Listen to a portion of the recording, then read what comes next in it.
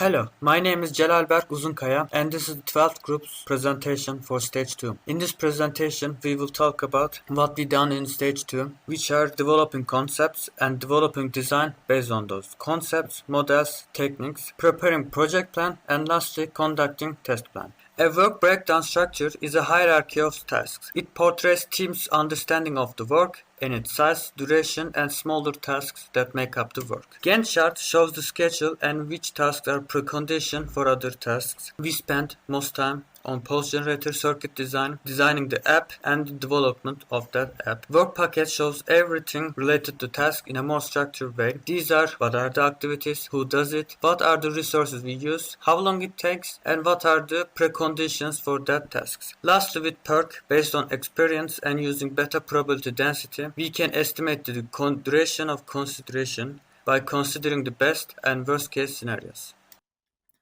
Hello, I am Yasin MEŞE. I am the hardware engineer of the group. This project aims to design a portable smartphone controlled low-cost signal generators with nanoseconds pulse width.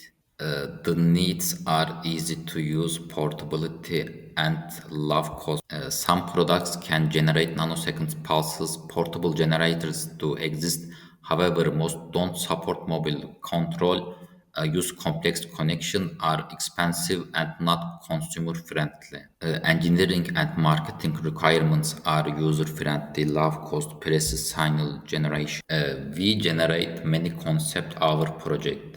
The most important of these are user interface, user control app, display, connectivity, power, size, serial communication protocols, microcontroller. These are concept statements. We chose Flutter because it is supported by both iOS and Android. We chose the Tians because it has a very high clock speed and advanced timers. Concept evaluation for display, and we chose LCD. We chose wireless Ethernet and Bluetooth. Level 0 design smartphone sends signal generation command to signal generator. Generator produce desired signal. Level 0 functional requirements functionality generate a pulse signal with nanoseconds with using smartphone. Hi, I'm Ramazan ALTUNKAYA. As you know, I am the software engineer of the team. I will describe our project's remaining levels that are level 1 and level 2, and then I will explain details of the project via diagrams. As you can see on this page, level 1 design has 4 major and 2 minor models. These tables are focused on that 4 major models. At first, communication unit will generate I2C data according to control data sent by smartphone, and then microcontroller will process I2C data and send the processed signal data to signal processing unit. After that, signal process unit will manipulate digital data and send it to digital to analog converter. Finally, digital to analog converter will convert that manipulate digital data to analog signal data and generate nanosecond wide analog pulse. Level 2 design is basically the sophisticated version of Level 1 design. With Level 2 design, it is aimed to determine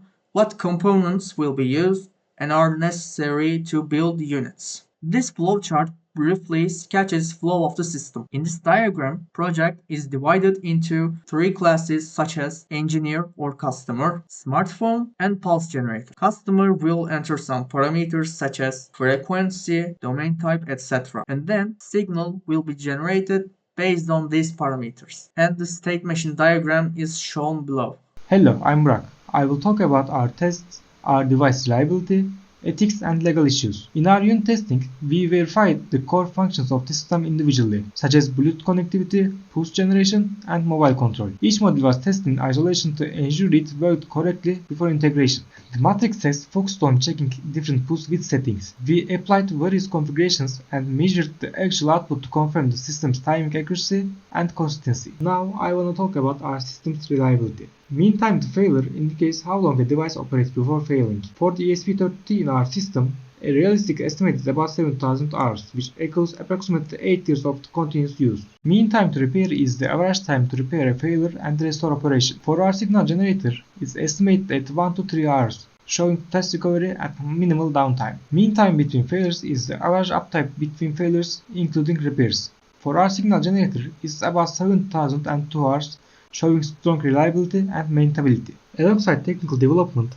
we considered our ethical and legal responsibilities. As for ethical concerns, we focused on user safety, honesty, and fairness, following the IEEE Code of Ethics. As for legal issues, we assessed product failure risks and designed to minimize liability. We also protected our work with patents, copyrights, and trade secrets. In short, our signal generator is functional and developed responsibly with respect for people and the law. Thank you for your listening.